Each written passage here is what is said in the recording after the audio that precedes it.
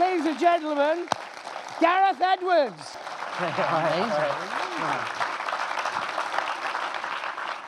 Just when you think Darth Vader couldn't get any badder or cooler, you make him badder and cooler. I just think that whole section, that reveal, is just an awe-inspiring moment of cinema. That was the last thing we filmed on the whole thing. It was, we shot the movie, and then we cut it, and then there was like this pickup shoot thing, and then at the very last thing of the pickup shoot was that scene.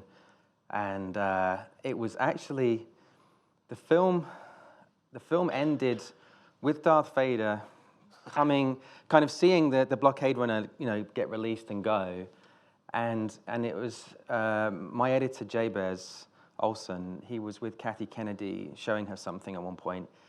And he'd told me this, and he was itching to try and get it to happen. And he said, I really think there should be one last moment with Vader inside, he should get on board the ship or something. And she said, that's a really good idea. And so then suddenly we were allowed, we got given the opportunity and some money to go do this. And so called his agent, see if he was available. Yeah. There was some scheduling conflicts. He had to come from space. Yeah. It was tricky. It's very expensive. He wants to only fly first class. I know, and you never hear him. He's friends with you on set, and then he doesn't call. I know. But with that, did you know exactly what you were going to do at that moment? I know I've just jumped almost to the this ends after this. Yeah. This is the only reason people came. Yeah, Darth Vader, yeah, Darth Vader. Long story short, Darth Vader. But we will go to the beginning. But that moment, did you know exactly that sequence? Because when you watched that film as a kid, I remember thinking Darth Vader was so scary, but he never did. Well, that's kind of the greatest hits of Darth Vader, isn't it? Like everything he's doing in there is something you've seen him do at some point. And there was stuff proposed, because what happens is like the stunt guys, they come up with stuff and everybody has a little go at it. And it felt like it was really just going to be the things that we'd already established or had been established in the other movies. And it was funny because like when we were filming it, when you make a film, you really don't know what people are going to like and what they're going to hate. And you hope they're going to like most of it. And genuinely filming that, there was no version where I thought, oh, this is like going to be this thing that people sort of talk about. It just felt like another thing amongst everything else. But every time we would do stuff and we'd stop, and we became the most popular people in the world those few days because everyone wanted to visit the set and see Darth Vader. And you would look around and their look on their face, and they'd come up to you afterwards and go like, oh, I can't believe I saw that. I can't believe. And you're like, so what? And they were like, Darth Vader and everything. You think, oh, okay, yeah, I guess it's cool. Because you just get used to it. And then Peter Jackson, Jabez, who was made it, he did The Hobbit and Lord of the Rings and stuff like this. He was friends with Peter Jackson, and he was over, and we were like, emailing him saying, you should come visit, and you're welcome whenever you want. And he couldn't make it. His schedule was crazy. And then it was the last day of filming, and I was like, this is our last chance. So I just emailed him and said, Pete, we're shooting Vader in half an hour if you want to come. And he just got an email straight away saying, I'm on my way. And straight in. He literally turned up. Like, to me, it's weird because, you do get used to these things a little bit. It is very strange making a Star Wars film. But we were set up the shot, and it was the one that's in there where it creeps over the shoulders of the rebels and it's darkness, and he turns the lightsaber on. And that was in camera.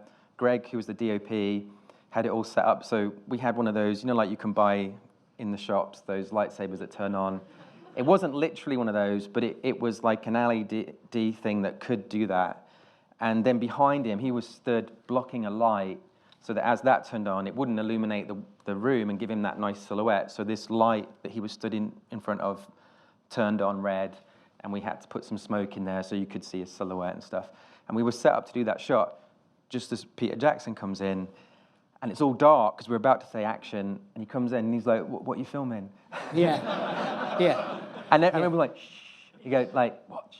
And it was one of those moments that you can't repeat where it just did the shot and then it went, and it was Vader, and it felt like, okay, I probably, at that specific moment, I have the best job in the world.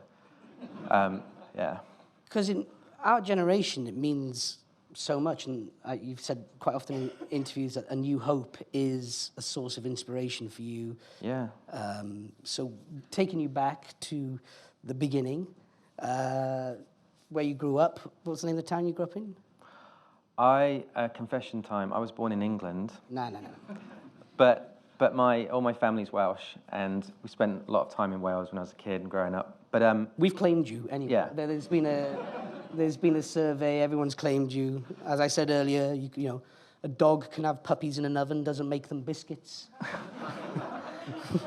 So you're the greatest Welsh person we know, and we're having you and not sharing you. So that's okay. okay. But what was the name of the local cinema? They closed it down I'm from Nuneaton, this town in the Midlands, and there was a cinema that was. I remember the Return of the Jedi being on there because it was originally called Revenge of the Jedi, and I remember seeing that poster, and then suddenly it became Return, and I was confused, and they turned it into a bingo hall. And really sadly, because I'm like my mum goes to bingo a lot, and my sister would. And so when I turned 18, most people go and get a pint with their dad. I had to go to bingo with my mum. Rock and roll. Go to this place that I'd only ever been to before to watch like films like Star Wars and E.T. And now it was like Two Fat Ladies, 88. You know what I mean? It was like, this is not better. Like, film's way better than bingo. Why did we do this? But what was the first film you saw there that made an impression? I remember the first film that I saw on my own, i.e. not with my parents. Like, we were unsupervised, and it was BMX Bandits. Nicole Kidman. Yeah. Yeah. Yeah. And that was off the back of E.T., really, because everyone got excited about BMXs because of E.T., and then so someone made a film about it, and I've never seen it since. I don't think it probably stands the test of time. I know. Can they still cycle down a water park slide? Yeah, there is that bit in it, isn't there? Oh, yeah. I spent, video shops. Did you have a video shop? Was that a haunt for you as a young guy? I worked in one, which when I was at film school, I ended up getting a job in a video store, which sounds great. Sounds like you should, that means, okay, you get to watch all these amazing movies and learn from it, and I didn't do any of that.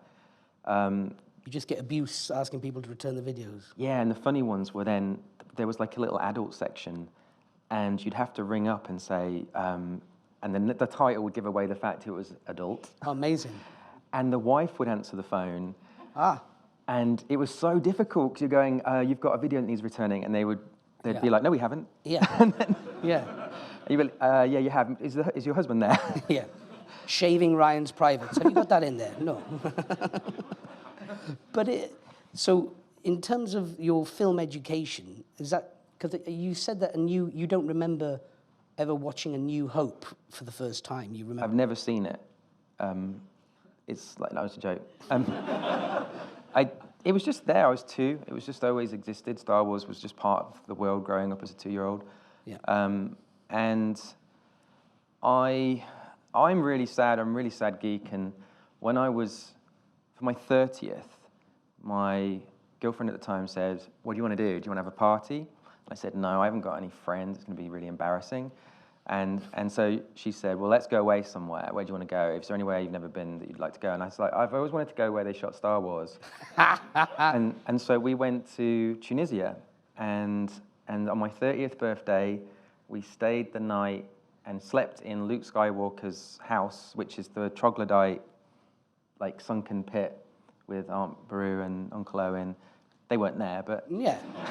They were burnt to a crisp. Yeah. Yeah. And drinking out of big giant plastic cups. I took some blue dye with me, and I bought some milk, and I put the blue dye in the milk and drank blue milk, which, for anyone who doesn't know Star Wars, that's what it's famous for. Luke drinks blue milk, and I sat in the same spot and drank blue milk, and then spilt it, and it went all over the floor, and there's this big blue stain there now because of me. I Yeah. don't think that's sad. I think that's pretty cool, actually. And then when it was all said and done, my girlfriend said, well, that's the best thing ever. Like, how are you going to top, for your 40th, what are you going to do that's going to top visiting the Star Wars set? And it was through sheer fluke. On my 40th, we were filming Star Wars. And so it was like... Did she claim it? Did she claim it? No, I'm not going out with her anymore. But I was like... I did call her up and go, you were wrong. 40 is so the new 30. Yeah. So the idea of filmmaking, we spoke to an extraordinary young filmmaker earlier on, Yeah. 13-year-old filmmaker. He's made 13 films and he's 13 years old. He's extraordinary. At what age did it sort of start come as a passion, an ambition for you, a need to tell stories? Did it happen in performance first, or did it happen in a relation to the films you were watching? Or I mean, I just loved films, and I kind of. Okay, so another confession. My dad played rugby. He played for Pontypool, and I don't play rugby. I've never been interested in it, and I was a bit of a black sheep of the family because of it. And it was probably because I grew up in England and football was the thing. And so me and my dad had not loads of things in common, you know, in terms of like sport and stuff, but he loved films. And so the times that I would probably spend the most time with him was on a Saturday when we would get a Betamax from the video shop and we'd watch this film, and he'd usually explain why it was so good, you know, and he would say, okay, you have to understand when this came out, there'd never been a car chase in a movie, and like it's Bullet or whatever, and we would watch these different films, and I think that made me feel that filmmaking was this parentally approved career, you know, that you could have. It wasn't like a waste of time. And so I remember getting thrown out of class when I was 10, and spending the hour that I was not allowed inside storyboarding. And so I must have known that there was something called directing, and that you create shots by storyboarding. It was rubbish. I never made the thing or anything, but so I obviously wanted to make films then, but I didn't know how the hell you do it. Do you know what I mean? Like, there was no set path. The only thing I had as a kid was the Steven Spielberg story, which was this book about how Steven Spielberg got his career. And it looked like he had made a short film, gone to Hollywood and managed to show it to a producer, and they gave him a job directing television. It wasn't quite how it happened, but it sounded straightforward. And so it looked like film school was the way to go, make a short film. And I did all that and sent my VHS copies I literally did send them to Lucasfilm and Amblin, Spielberg's company, and things like this. Got all these rejection letters back saying it's shit. And then I was like, oh my God, I've wasted all my youth. I don't know what I'm going to do for a living because I've always wanted to do this. And my flatmate at the time was studying this new thing on the same course called computer animation, and it looked like it was the future of filmmaking. Mm-hmm. And so I got into debt and I bought a computer, and my dad said I could only live at home if I got a job. So I worked in Marks and Spencer stacking shelves at night and then learnt software in the day. And my plan was spend 6 months learning this thing and spend the next 6 months making a film. And 10 years went by because I was just shit at it. And it took forever to learn how to do this stuff. And again, I just thought, I've wasted my life. Like, why did I get into computers? It was pointless. And then I got very lucky in that it seemed like there was an opportunity where you were able, the thing holding you back from making a low-budget film, or it felt to me, the thing holding you back from making a low-budget film and it being a success was that it would look like cheap video. The only thing I could have shot on was like a camcorder. So I thought, okay, maybe we embrace this and do and I literally had a pitch that was like a sci-fi alien invasion film, but like Blair Witch. And I think I even wrote on the front, Blair Witch meets War of the Worlds or something like this. And thought, okay, this could work. Yeah. And I started to send it or talk to people about it. Like a Jaws in space kind of moment. Yeah, and then suddenly I got sent these links to this new film coming out called Cloverfield. And it was all camcordery and all and it just instantly killed it because it looked like, oh, you're just trying to copy Cloverfield. So I was like, oh, okay, I can't do that. And then these people were experimenting on the internet with sticking SLR cameras, like film-type camera lenses, on the front of video cameras, so that video looked like film. And they looked amazing. Like these little shorts people were making looked fantastic. And I bought one and entered a 48-hour film challenge, and Louis here somewhere that runs that. Hey. Next one's in April. and entered it, and we were very lucky. It won, and I took that with my visual effects work to a low-budget film production company called Vertigo in London. Yep. And they were like, great, let's do it. Let's make a film. And I didn't believe them at all. And they said, they could tell I didn't believe them. And they said, look, we promise you we're going to do this. Just write down any date you want when you want to start filming, and I promise you'll be filming on that date. And so I thought, I run out of money in 3 months, I'll write 3 months from now. Yep. And so I wrote down this date in September, and they stuck to it, and we were shooting Monsters, which was the low-budget film, in the middle of Mexico 3 months later. But at that point, what did you know? Do you know that it was going to be set in? Did you have the story? No. You didn't. It was. Money would stretch further in Mexico at the time. Did it feel? It was. I think the pitch. If you don't know Monsters, it's about America build a 100-foot wall to keep out some unlikely visitors. What did you know? We are in a legal. I can't speak about this because we're in a legal battle with Trump right now, trying to sue him for plagiarism. Yeah. But yeah. It was like there's only 7 stories, I suppose. There's only 7 stories. 7-story high walls. Yes. I thought it's not that high. You can build it. It could go 8 stories.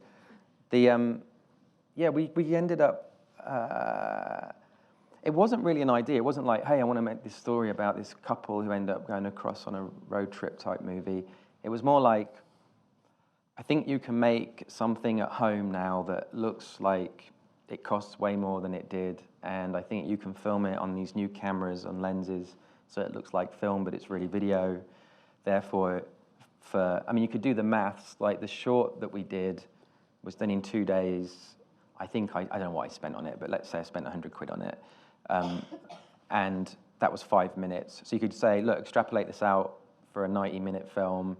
It's going to cost very little, and it can at least look like this. And so we didn't have an idea, and they said, to be honest, I went away and I said I wanted it to be a monster movie. So I went away and I came back with this story idea and I pitched it to them, and they said no, because it was I had it about soldiers, and they said no, we don't, soldiers too expensive. Think of something else. So I then went away, I came back with this story about an orphan and them trying to get this kid whose family had been killed, having to come back to America with his next of kin. No, I don't film with kids, it's a nightmare. So I then went away. They said, why don't you just do a man and a woman?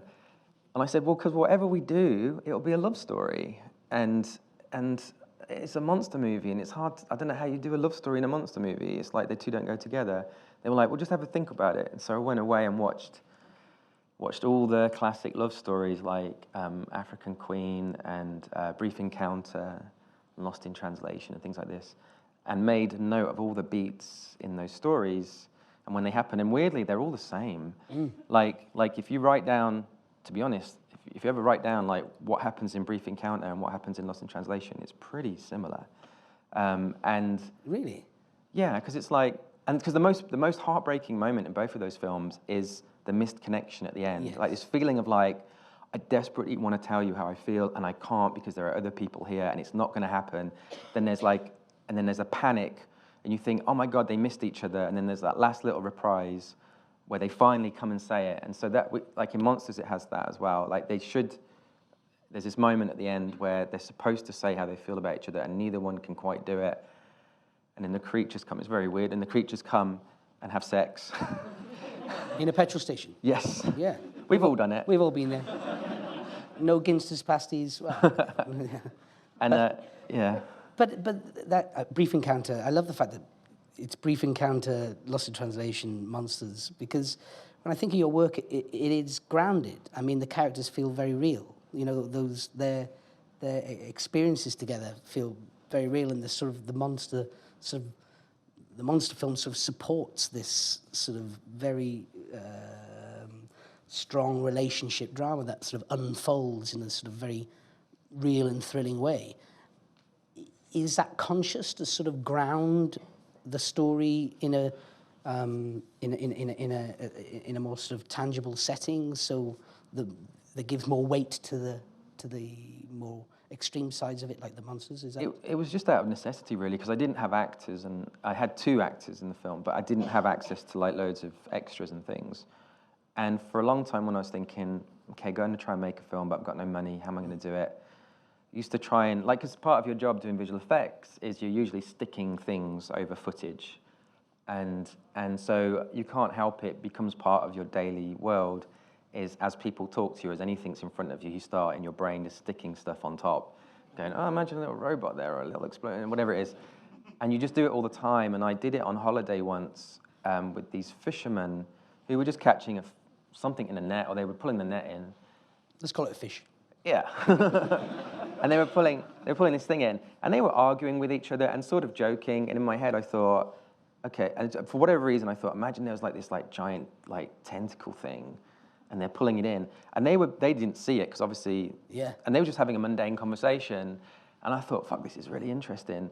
Like, imagine a world where these creatures are there, but it's everyday life for everyone. Like, it's the bit at the end of a movie. Like, normally, you know, Godzilla destroys a city or something, and then the credits roll, right? It's a bad example. But, and I was like, what happens after that? Who cleans that up? And like the start of Monsters for ages was a cleanup, and it kind of is, where, you know, the mundanity of having to like, you know, the wreckage of a building, and there's been a creature has attacked something, and then life going on, and it was really easy to shoot that because life really was just going on, and we were sticking things in, and so. I love that scene with the guides, who sort of you first realize before they show them the aliens on the tree trunks, where they're sort of saying, well, we're happy to live with them and they don't cause us any harm, and it's beautifully played and shot, and you feel like you're there. So that's just a normal guy. He's not an actor. And what we did is we got them to talk about. We sat around a campfire, and we ended up saying, we got the actors to ask them, have you ever seen a UFO? And like one guy was like, yeah, I saw one, and he's saying it in Spanish, but he's basically saying, oh, I saw a UFO, and then he starts explaining it. Have you ever seen a ghost? What was it like when the Mexican earthquake happened? You know, all these sort of things. And they all came out with different stories to do with real things. And then in the edit, we changed the words to be about monsters. So you're forging a story as you go. Yeah, so they were like, you know, and we did say, whilst we were still there, because obviously we knew we couldn't get these guys back to do ADR, we ended up talking about monsters and getting them to pretend. But it was not good compared to when they were talking about real experiences. That was like, it was very realistic. So the idea of like problem solving, does that excite you in the process, where you think, how do I either get a story out of this? How do I turn this opportunity to make a film? How do I solve it? Is that, because I remember I saw an interview where you'd worked out how to move the tentacles, which was quite creative, how you worked that out. Is that right? How to make them move more realistically? Yeah, I mean, it was this software, like it's off-the-shelf software that you can learn and buy. But you didn't use it in the necessary way? They didn't have a tentacle plugin, but they had a rope plugin, and rope, you give it 1 point and another point, and then as you move these 2 points, the rope will automatically just do its thing. But there were settings within it, and one of the settings was gravity, and if you took gravity to 0, the rope would do this, you know, like it was in space. And so that's what moved all the tentacles. So I wasn't very good at animating. I just moved the points, and then the computer would work out all the tentacle movement. And so that was just like trial and error. It's more like, I think for a lot of these things, it's like trying to picture what you want and then just reverse engineering, like, how do I get that with the minimum effort? Because I'm lazy. And so it's yeah. Yeah, writing, directing, producing, doing this special effects. It's so lazy, so lazy. It does come from laziness, though. It's like, you know, because it means you don't have to try and talk people into giving, you know, to doing things for you, and so it's sort of easier just to do them sometimes. Okay. I don't buy it, but you know, whatever gets you through the night is all right. Because Monsters happens, and it has this amazing reaction. And then what's the journey like from between that and your next movie? Yeah, we showed it at we basically couldn't get it into any festivals. We entered Sundance, said no. Berlin said no, and South by Southwest was like our last hope. And we sent them a copy. You have to apply before you finish the film and so we sent them a copy that just had text. So it just said creatures attack or whatever, just on the screen in text. And for whatever reason, they accepted it. And then when we got there, the guy who ran the festival met us off the plane, and he was like, so did you, he wanted to check. He was like, did you replace the text? What? No. And I was like British sarcasm. I was like, oh yeah, definitely. It's a way better font now. It's like chrome. It's sort of embossed. Yeah. And you could see him like, are you fucking with me? And so we showed this. So our world premiere was half the size of this screen, as in it was probably this many seats, and it was probably this many people. And halfway through showing it, we had it on a tape, and the tape broke.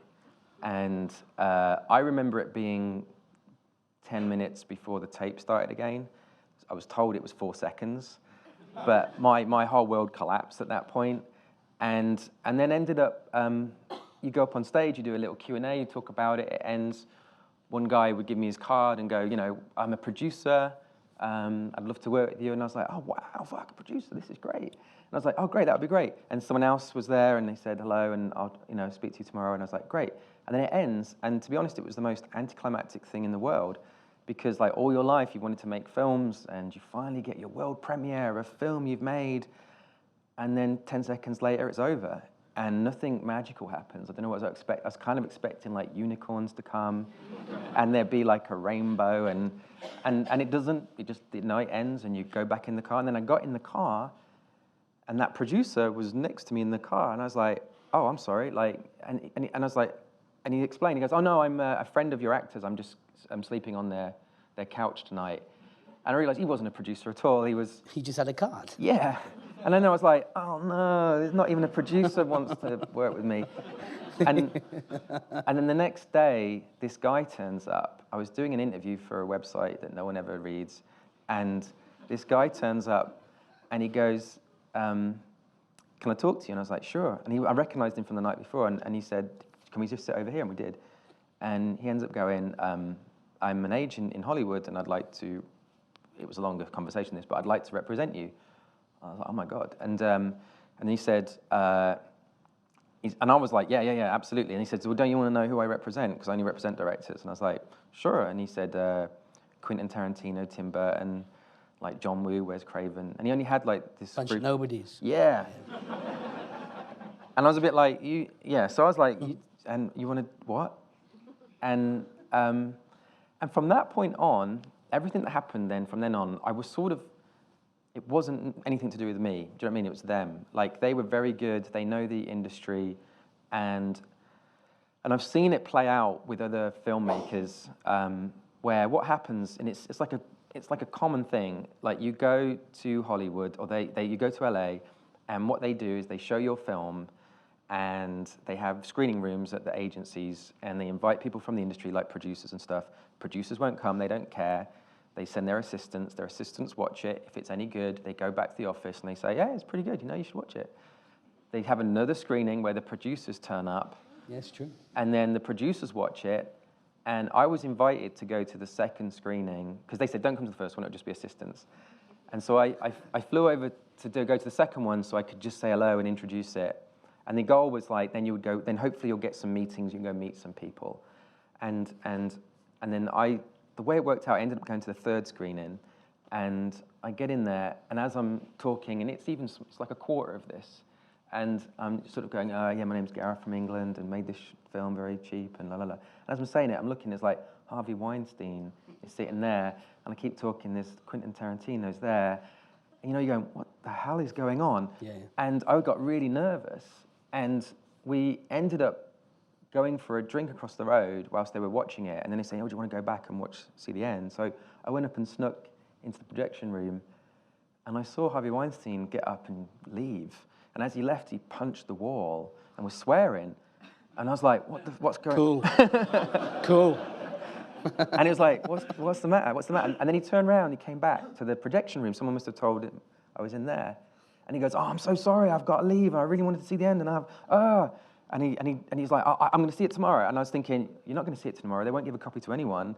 Like, in my head, this is what was going on. Like, I couldn't see it. I didn't have a copy.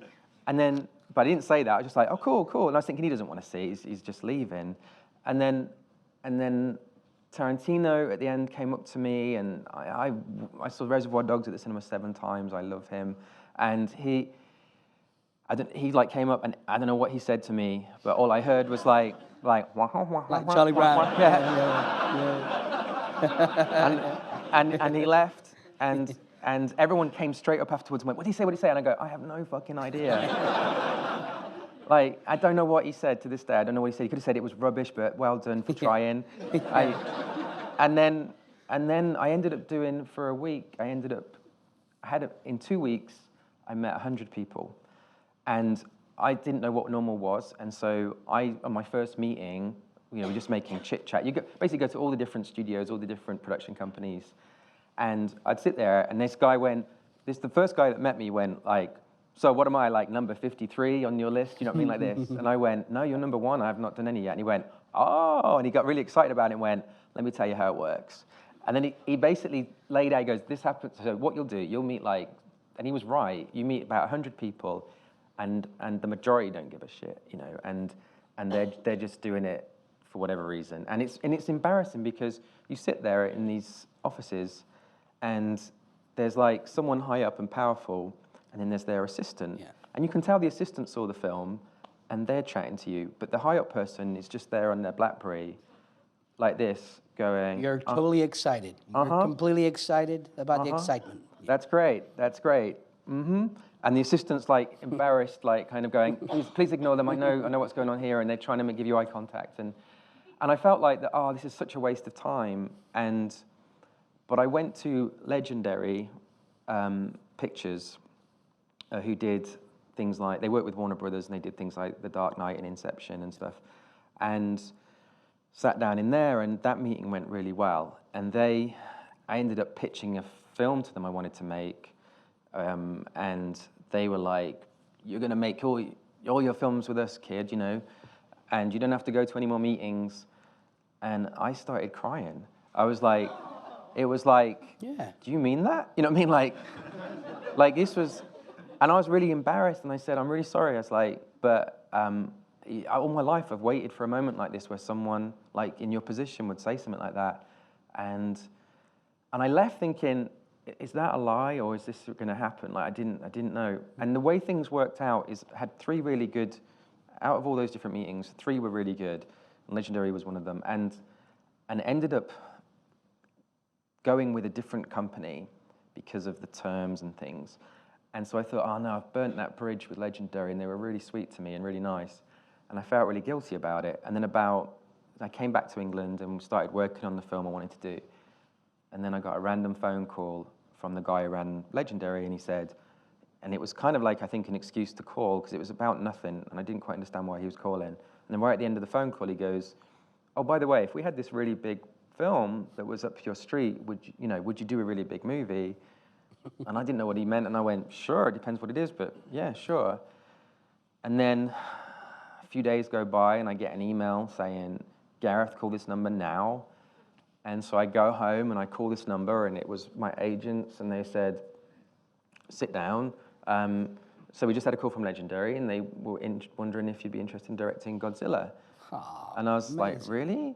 And then I thought, okay, maybe I'm one of 50 people they're talking to, but it wasn't. And it kind of, it all went from there, really. It was like, I don't know why you have to ask them, but it happened.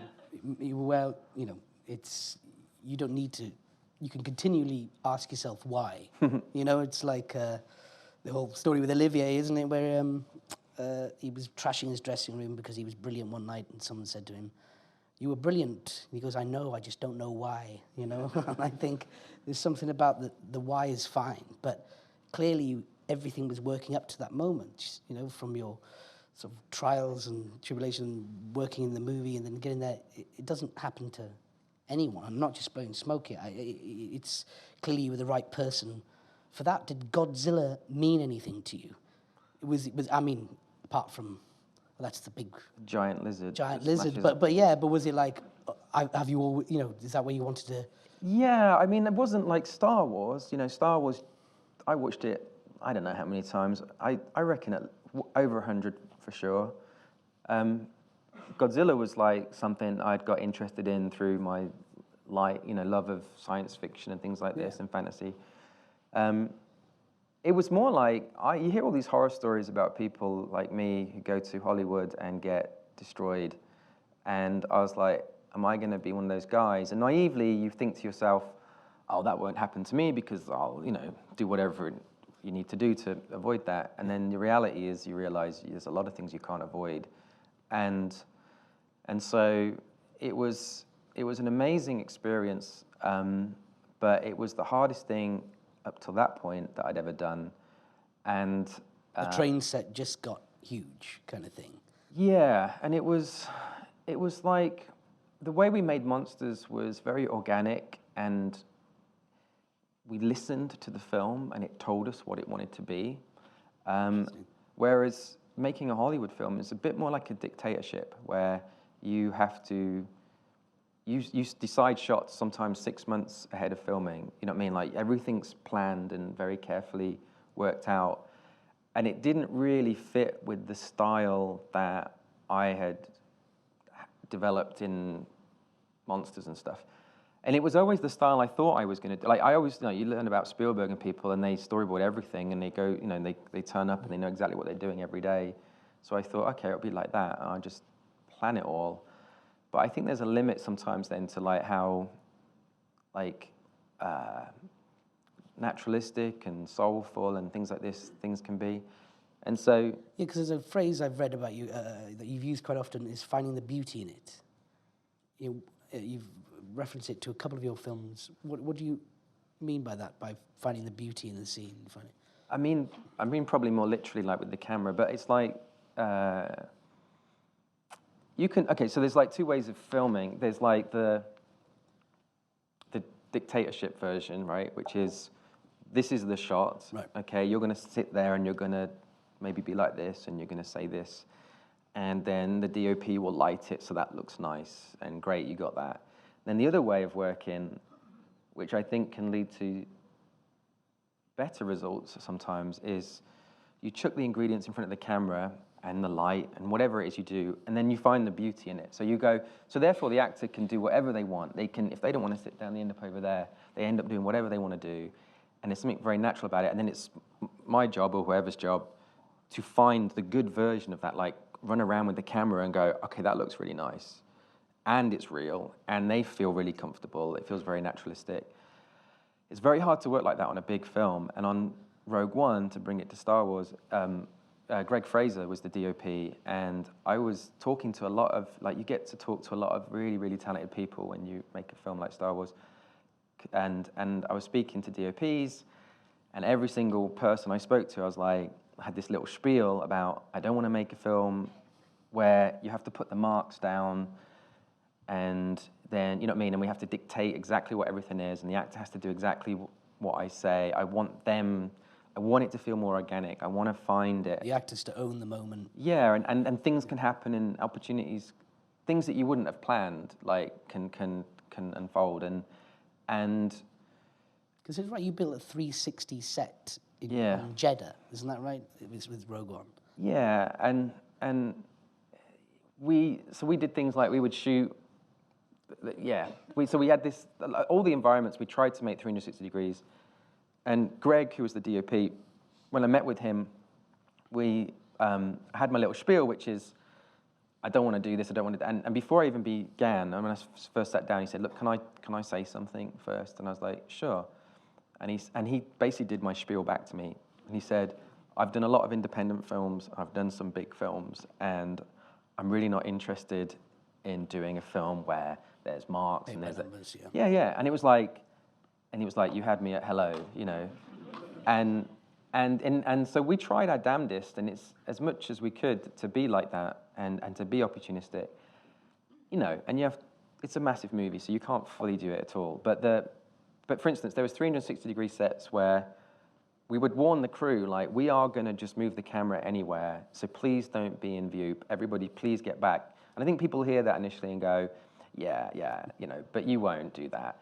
And so suddenly, like, Felicity or someone just walks over here, and we just turn around, and you see these 10 crew members just run. Spit out a donut. Yeah. Yeah. And they just ran for the cover. Step ladder. Yeah, Right, and then the next day we go back, and you know there's more stuff, and the same thing happens again. And I was operating some of it, and Felicity goes over here, and I'm doing it thinking, there's all those fucking crew members over here. Here we go. And as I come round, none of them move. They all stay there, and they're all wearing Star Wars outfits. Amazing. And they've all got like these like Jedi robe type stuff on, and they were like, it was like, okay, clever. Yeah. Like, Yeah. and so, and I think secretly they all wanted to be in the film. But so there's, you know, there was lots of. We tried to make it organic.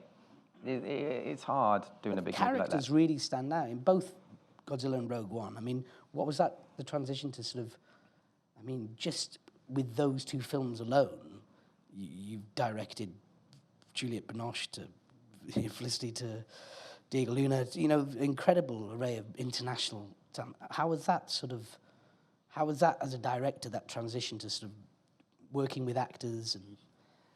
Yeah, I mean, you know better than me, but it's like Not necessarily. it's as a director, again, you know, you grow up watching films.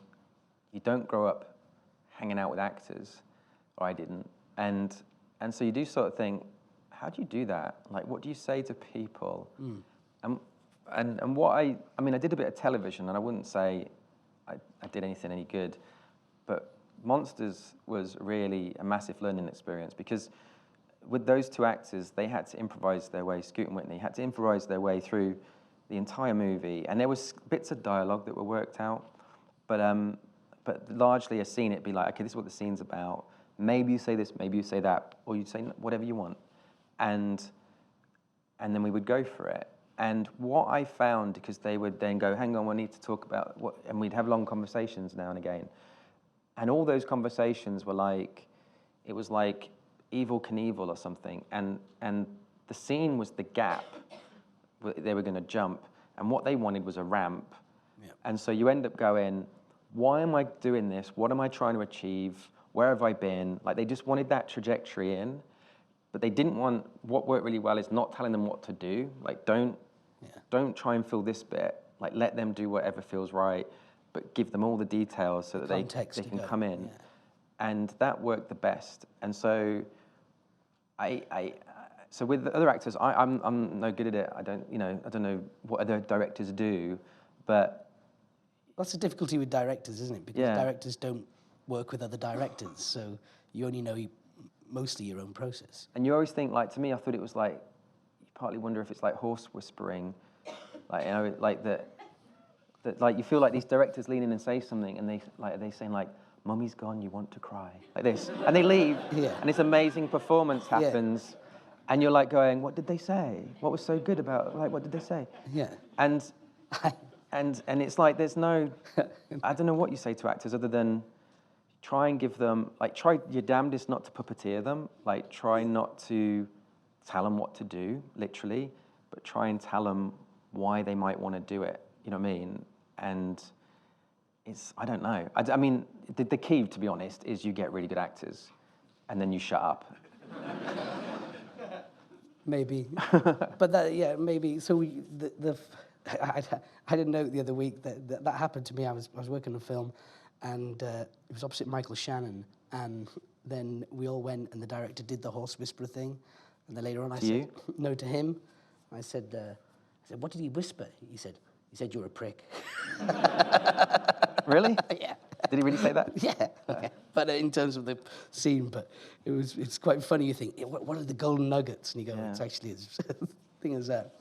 But the Star Wars, so that conversation, that you're going to do Rogue One. I mean, how long does that sort of sink in? How long do you have to prepare? I mean, how much involvement do you have before you start making that movie? when it was signed and sealed, the week Godzilla came out. So it was pretty much like, okay, get on a plane and go to San Francisco. Wow. So I didn't really get much of a break. And then we had 6 months of pre-production. And we didn't have a screenplay. John Knoll, who was the visual effects supervisor, he had written, and I forget how long it was, but it was, 2 pages of like, here's an idea for a film.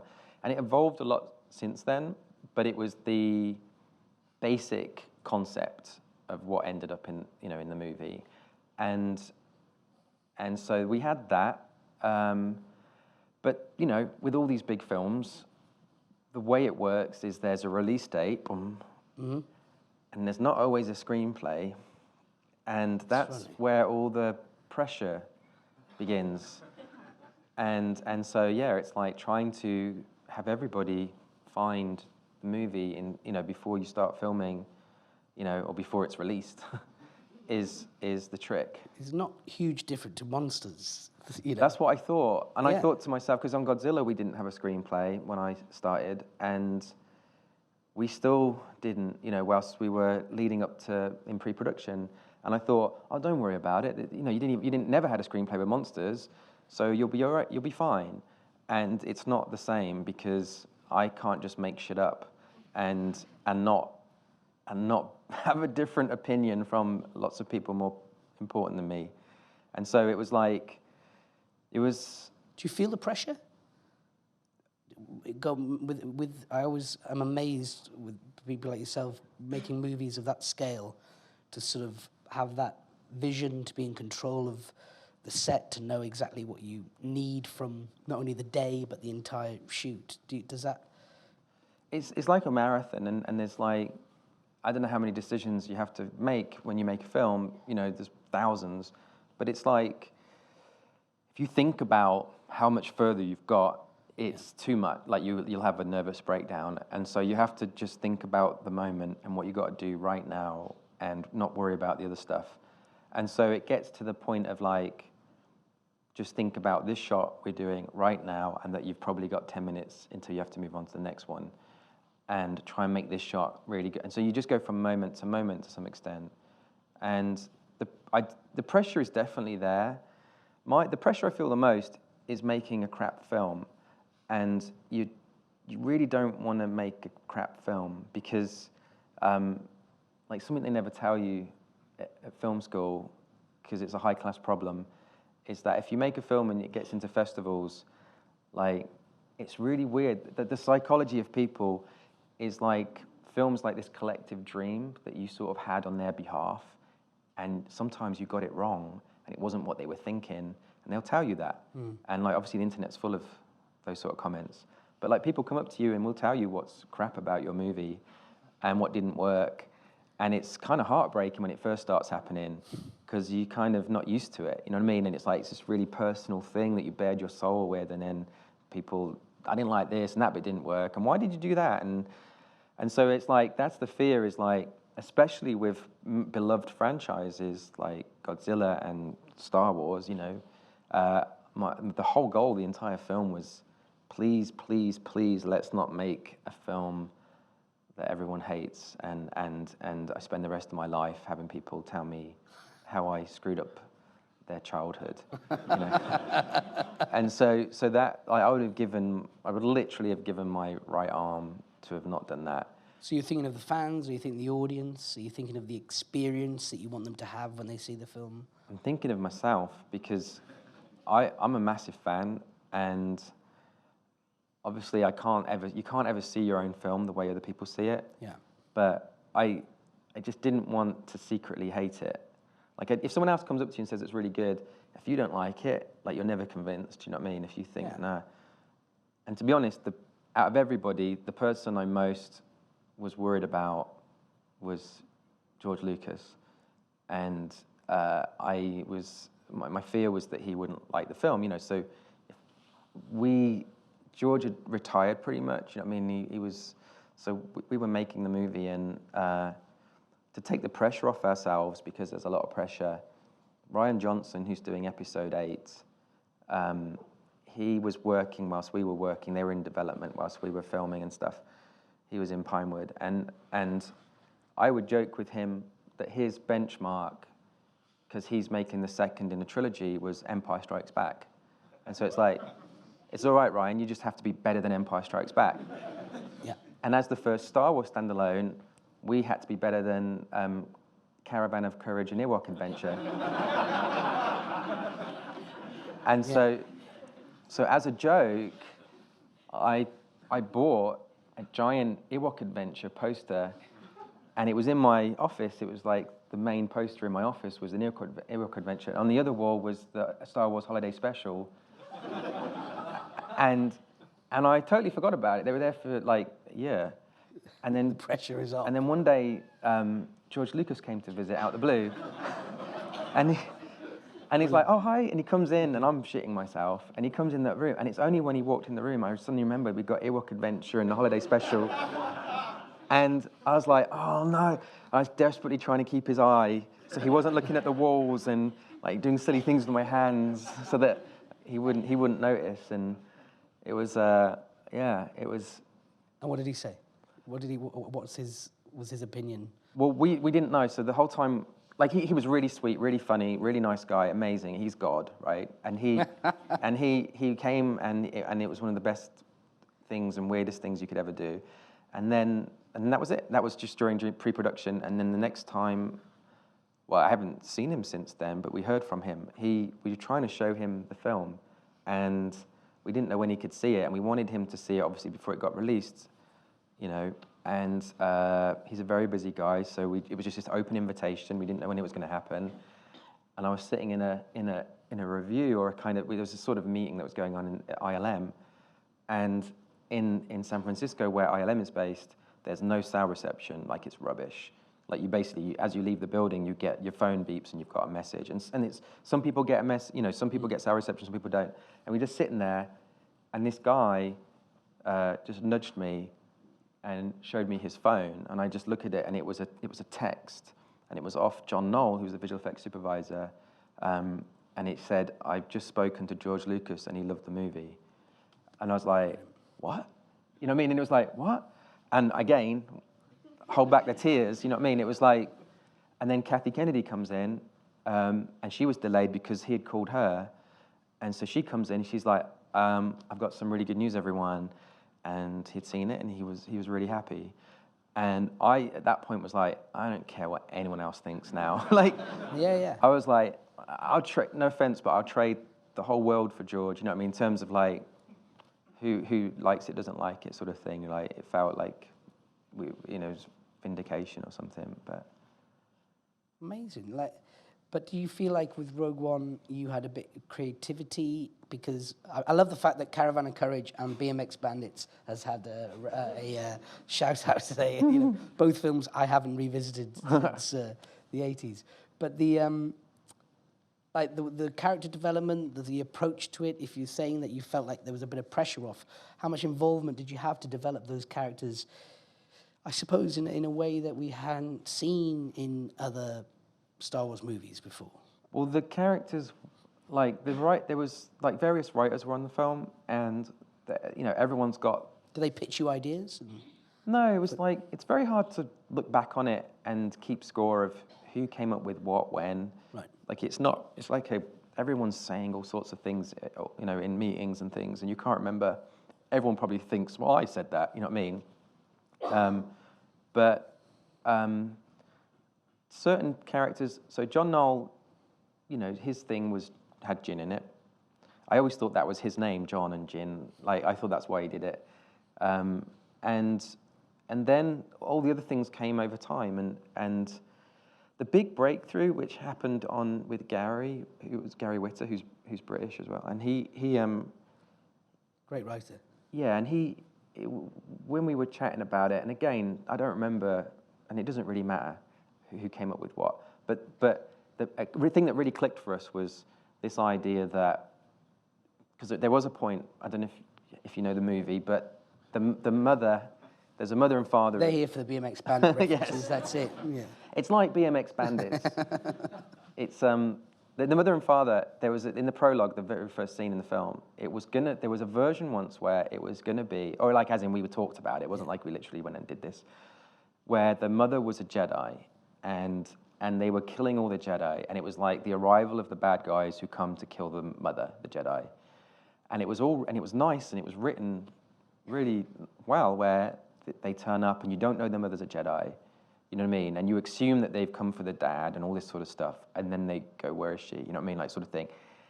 And it all unfolds from there. And then the problem was, it would therefore mean that entire movie, everyone would be thinking, well, is Jyn a Jedi? You know what I mean? And you can't really escape that. And then it became, and we didn't know at the time what episode 7 was going to fully be like, because this was before it came out, and it was all very secretive and stuff. And so we ended up scrapping that idea. But the thing that worked really well was when I'd done, for the BBC, I'd done a documentary about Hiroshima. And so you learn a lot about Robert Oppenheimer. And when I got to do Godzilla, we used Oppenheimer's quote, I've become death, destroyer of worlds, as a teaser trailer that got showed at Comic-Con. And so Oppenheimer was floating around in my head a lot. And so when it came to this super weapon metaphor of the Death Star, which is really like nuclear bomb, right? Oppenheimer, like, who's Oppenheimer, right? Who's the Oppenheimer? Especially because we couldn't have Tarkin necessarily the way we wanted. We wanted to create characters that... So it felt like the designer of the Death Star was someone that should be in our movie or could be in our movie. And then he became the dad, and that felt right. And then you suddenly get the idea, well, the whole thing of the floor and that you could... instead of it being like this silly thing that they fire and there's this exhaust port. You could solve the problem. Yeah, you could kind of cure that. Yeah. And so then it kind of like, that all started making sense and feeling really good. And then the idea, like, you can't have the mother be a Jedi and the so it, like the mother kind of took a back seat a little bit.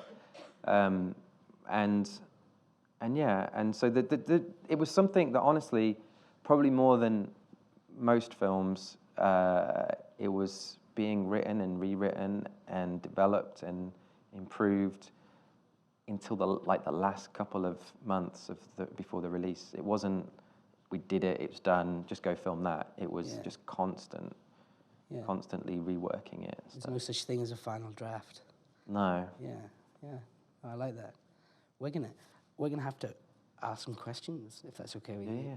Gareth, thank you. That was a really illuminating talk. You've kind of touched on this, but I heard an interview recently with Alan Tudyk talking about his character in the film, and that he actually got to improvise like some of the dialogue, and a few of the characters did that. So how does that work when you're in the middle of this huge kind of corporate, machine, and sort of trying to like improvise lines and things like that, and how you come up with ideas and things?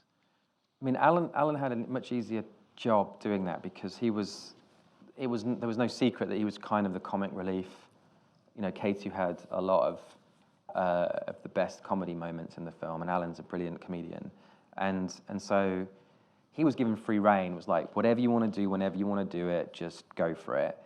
His funniest stuff is not in the film. It can't be in the film. It's too rude. He did some hilarious stuff where I was crying with laughter. Some takes we can't use because I was operating and I'm laughing with the camera. So he was given, like, no one would ever question him messing around because it was like because it was sort of funnier if the others didn't know what he was about to do as well. With others, it was like, what we did is we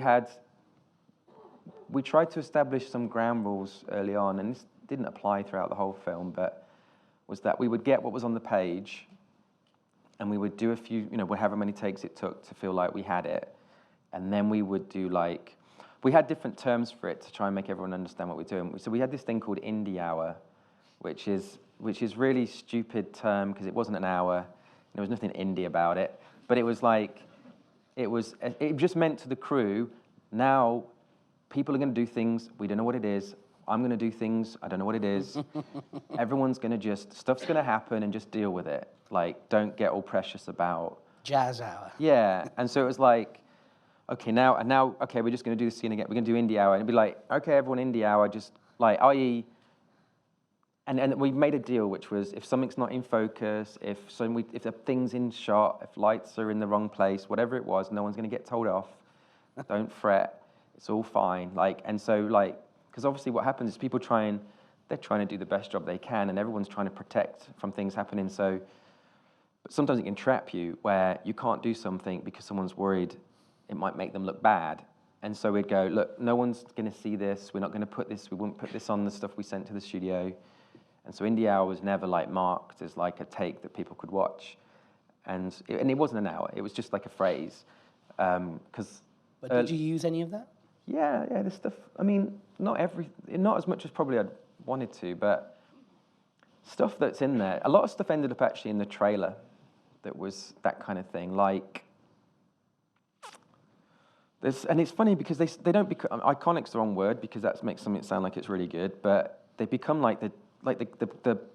there's a bit with Ben who played Krennic, and he's got this gun and he's looking down. There's the spherical graphic behind him, and his action figure is that pose, and that's like Indie Hour. I.e., there's stuff like the pressing of buttons and stuff. That's all Indie Hour. It's like when they flick the screen and because what happens is that thing of you can say this is the shot, but it's got to be alive.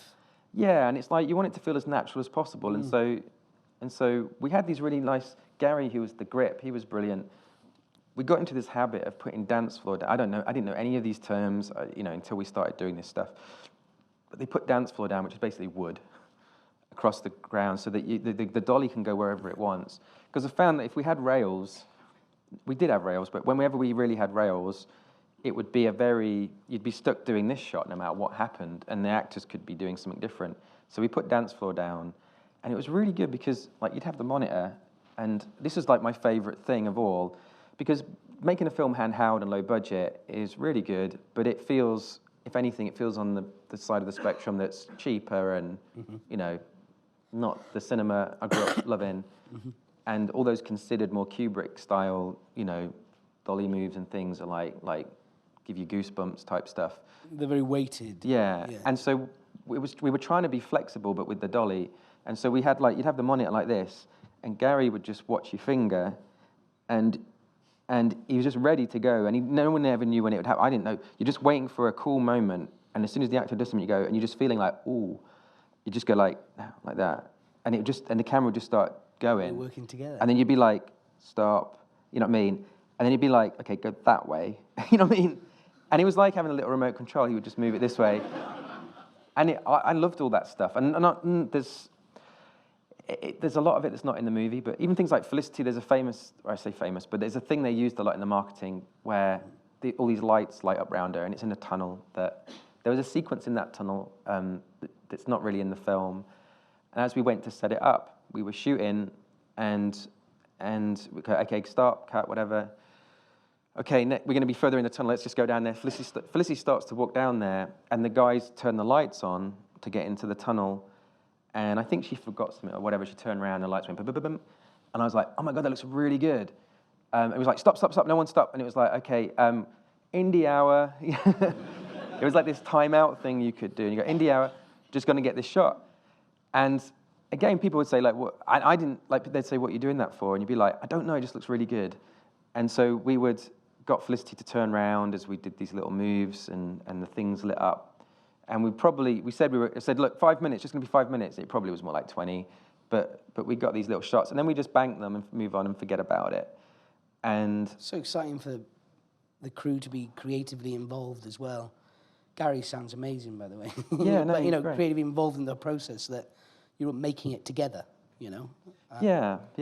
It felt, everyone got really close. It was, and everyone loved it. Everyone was probably doing what they're doing for a living because of Star Wars. So I think people go the extra mile that they might not go on another movie, maybe. It's weird because there is a lot of pressure, making these sort of films. And I like, Episode 7 came out, and I don't know what they were expecting us to do at the box office, but then that suddenly makes $2 billion, and you go, oh, shit. Like, the pressure's on now, and we were never expected to do like the same kind of money because it was this spin-off thing. But I think expectations went up a bit, but also our resources went up a bit. Like we initially were supposed to have 600 VFX shots in the film, which, to put it in perspective, is less than the effects shots in Return of the Jedi. Godzilla had nearly 1,000 visual effects shots in it. And so it's like, how are we going to pull off Star Wars with 600 VFX shots? And in the end, because of the success of the other film, we got 1,700 VFX shots. So Thank you. yeah, Yeah. Thanks, JJ. Yeah. So Is that yeah. what you fight for? I mean, some directors I talk to fight for more shoot days, some fight for more cameras. Some is there a thing that you want to have? You don't want to scrimp on. Is it? I mean, yeah. I mean, try and fight. Fight's the wrong word. Okay. Try and Beg. No. But what do you want? You don't want to scrimp on. For me, it was just flexibility and freedom. Like, I don't like, when I was working and I did some TV directing, which is kind of like having the aspiration of film because we were trying to do these big things, but without the resources. We ended up in situations where, like, beautiful light would happen over there on a hill. We go, quick, I'll stop. Can we go over there and do this thing real quick? Can we just put this? Like, no, we can't. The trucks are in the way. It's going to take like an hour to move everything. And becomes this big event, and you say, well, why can't we just do that? And they say, because you've got too many people helping you. And you say, so what you're saying is, if I had no one helping us, we could do anything we wanted. And they'd be like, yeah. And you go, well, surely that's the way to make a film then, right? Like, and if that's why we went off and did Monsters the way we did it. And so it was like trying, even though you've got 300 people around you, trying to make it feel like there was only 5, so that you could do anything at any point. And the assistant director, Toby, was brilliant at, he knew that was my big thing, and was really, really good at keeping everyone away, the only people that needed to be there, sort of thing. And they were there, but they were just out of view. And it was, you could convince yourself sometimes, especially when we're inside the spaceships, because they literally they were on gimbals, and so they would seal them. And so we would shoot for an hour without, it was just me, the sound guy, the focus puller, and then the actors. And we'd be in there for an hour, and it was great, because no one could stop you. And you could shoot and film and try things, and then, like, a little bit of improvisation could happen, and no one can do anything about it, because you're locked inside. Yeah. It feels like, even though it's a massive movie, it still feels the spirit of... I think that's the holy grail. There are advantages to doing very low budget things, like really big advantages, like really big, and then there are advantages to having an insane amount of money and doing a big blockbuster, but there are disadvantages for both as well. And like if you listed all the pros and cons of low budget, the pros and cons of high budget is basically just swap them, and so the Holy Grail feels like having the flexibility of low budget and all the freedom you get of that with the scope and the ambition of a high budget film. And Rogue One was definitely, after Godzilla, Rogue One was definitely like, let's try and get closer to that. Okay. And I feel like I haven't done it, but I would love to keep trying, you know what I mean? Like that hybrid is really exciting, I think. Oh, it's really exciting. Bryan Cranston's a fantastic actor, and he's in Godzilla. And when I saw Godzilla, I thought, wow, this is going to be a superb movie with Bryan Cranston. So my question is, why did you kill off his character? I mean, I thought he was going to be the main hero of the piece, and the film was called Godzilla. Yeah, and are we losing hope? I mean, when we're showing Star Wars, I mean, it's all about hope. So are we losing hope in showing the goodness of people and showing the dark side too much rather than showing the good side? Yeah, thank you.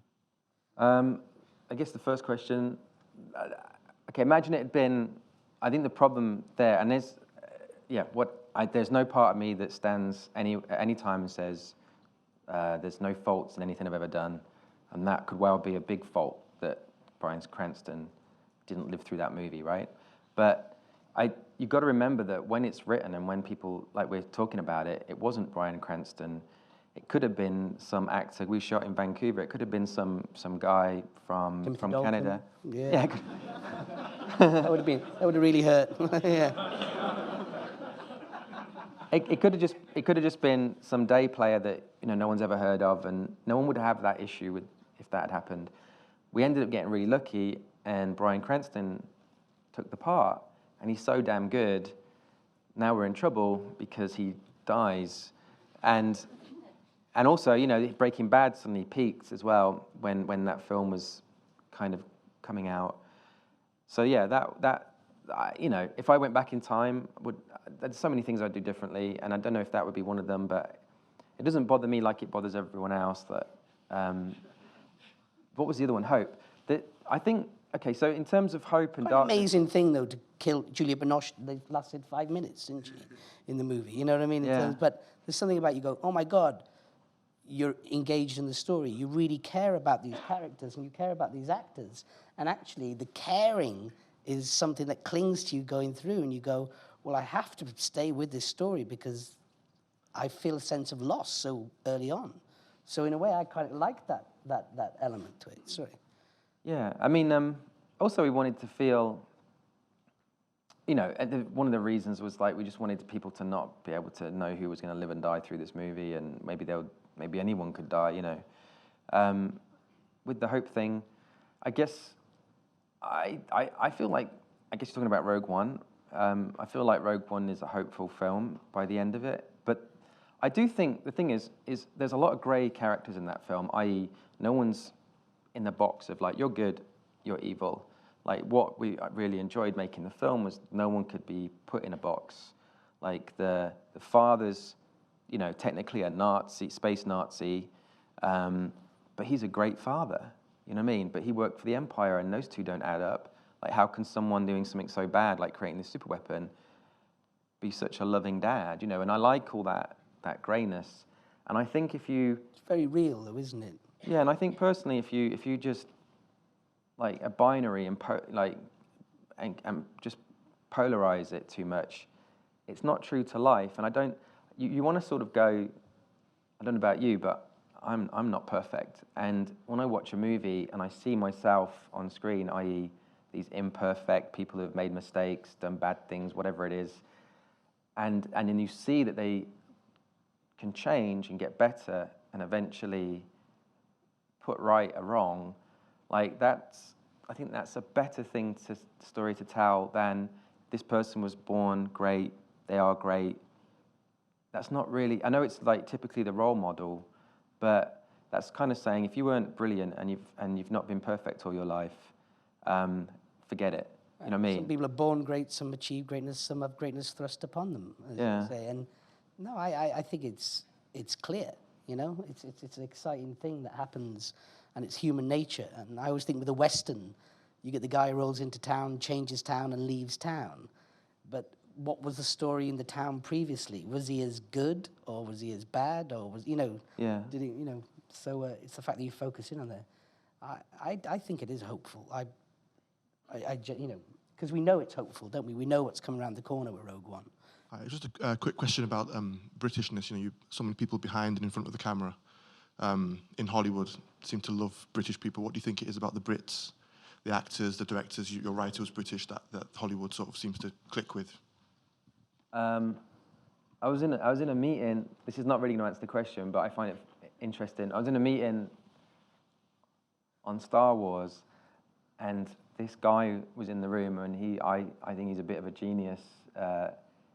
He was a writer, and he didn't really work on the film, but there's this one conversation we had to have, and we had to have it with some very high up people, and he ended up talking about the story and talking about the film, and I was just sitting there going, fucking hell, this guy's really smart. Say something, Gareth, you look like an idiot. And I was like, I didn't want to interrupt him because what he was saying was really, really good. And then finally, like, he must have spoke for like 20 minutes, and it kind of reached a point, and I said something, like, made a fool of myself, said something at the end, like, well, I think this, whatever it was. And we left, and we got in the car, and as we got in the car, he goes, oh, man, he goes, I just wish, he goes, I just wish I sounded as clever as you in there. And I was like, what? And I was like, what are you on about? He goes, and he was going, I was just rambling, and then you suddenly said something, and it was like, fuck, that sounds so clever. And I was like, it's just the accent. It's like, I'm an idiot. And like, what I said was stupid. And I do think the accent, it's associated with, like, you know, academics and intelligence and stuff. I don't know, in America, from Americans' point of view, somehow this accent reassures people. And they think, oh, yeah, they must be clever or very evil. and so I'm not complaining. I'm very lucky that we speak like this. It travels well. Yeah. It travels well. Thanks for tonight, guys, by the way. Yeah, Gareth, just wondering about camera format. So deciding whether to go from film, IMAX to Alexa 65. What made you and Greg decide to go on the Alexa? And also, there's a few shots on like B-roll where you're operating the camera. How do you find that balance from jumping on the camera to opposed behind the camera or watching it from the monitor? We went with the Alexa 65 because it was really the only 65mm digital camera available, i.e., for those who don't care about these things, it looks like IMAX kind of. It's like a really big sensor. So you get a beautiful narrow depth of field, even on a wide shot. So things just look way better on it. And we both agreed that would be the best way to go. It was all Greg's research and doing that. We ended up putting Panavision on an Arri camera, which I think was Panavision lenses on an Arri camera, which I think was the first time that happened. And they were very good at letting that take place. And in terms of holding it, when it's opportunistic, like, I feel that if you're the director and you're not holding the camera, but it's very opportunistic, and it's like it gets very frustrating, and you feel like that you're not really directing. You know what I mean? You're not really controlling anything. It's someone else. And I totally trust Craig, and he's an amazing cinematographer and got an amazing eye. And if he would put the camera on his shoulder, I'd be like, fucking great, you know. But he also was orchestrating the lighting.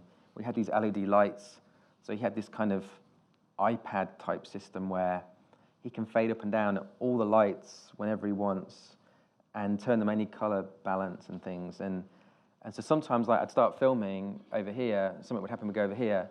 And initially when I went over there, it'd be like, oh, it doesn't look as good as there. And then after about a minute later, I'd be like, it looks really nice. I remember this didn't look very good when I looked over here. And he was fading, whilst during the shot, he's fading things down. He's trying to do it slow enough that you can't tell, but he's fading things down, fading things up. So he's like, the light's changing and sculpting this person. And that, yeah, it was a really heavy camera, but it wasn't as heavy as the camera on Monsters. That was really like, it came out this far, and I had to carry it on my shoulder, and I've still got a bad back from it. Was it a red? Did you shoot in a red on that? I'll end on a story. You ready? And then we go. Yeah. Well, that question was so sexy. We should build on more cameras. So when I was shooting Monsters, it was a really heavy camera. I had a bad back. We were in Mexico, and I couldn't function anymore. I was taking painkillers every day, trying to stop this thing hurting. And they said, "Oh, you need to get it sorted. Like, you need to get a deep tissue massage sort of thing." And so they said, "Oh," I said, "Where are there any like places that can do massages?" And the woman who ran the hotel said, yeah, across the road. And I was like, yeah, but I need a real proper massage, like, you know, deep tissue, not a dodgy one. and she said, you're away from home, it's fine. Yeah. And she said, no, over the road. There's a woman that does it. It's great. So I go over the road, and I lie down, and they're playing this like music. It's the Beatles, whatever, like elevator music. And it's the first time I've been able to relax the whole shoot. And the big dilemma of the film was, do we kill the main characters or do we let them live? And the producers obviously wanted them to live, and I wanted them to die. And I was trying to like play out a way it could work and like picture something that could kind of do both or something. I kept trying to think, do they live? Do they die? What happens? How does it figure out? And I get lost in this thought for ages, and I can't figure out which one it is. And right at the very end, the woman doing the massage, she leant down and whispered in my ear, "Happy ending?" And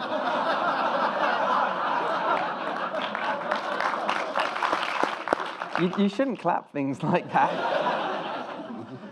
So she's now an executive producer on the film. Yeah. That's showbiz for you. That's showbiz. So what's next for you? A holiday A holiday and a happy ending. and a happy ending. Okay. And but do you know what you're doing next? Can you say? No, I just want to do something that I've sort of written, maybe with other people, but there's a thing that I had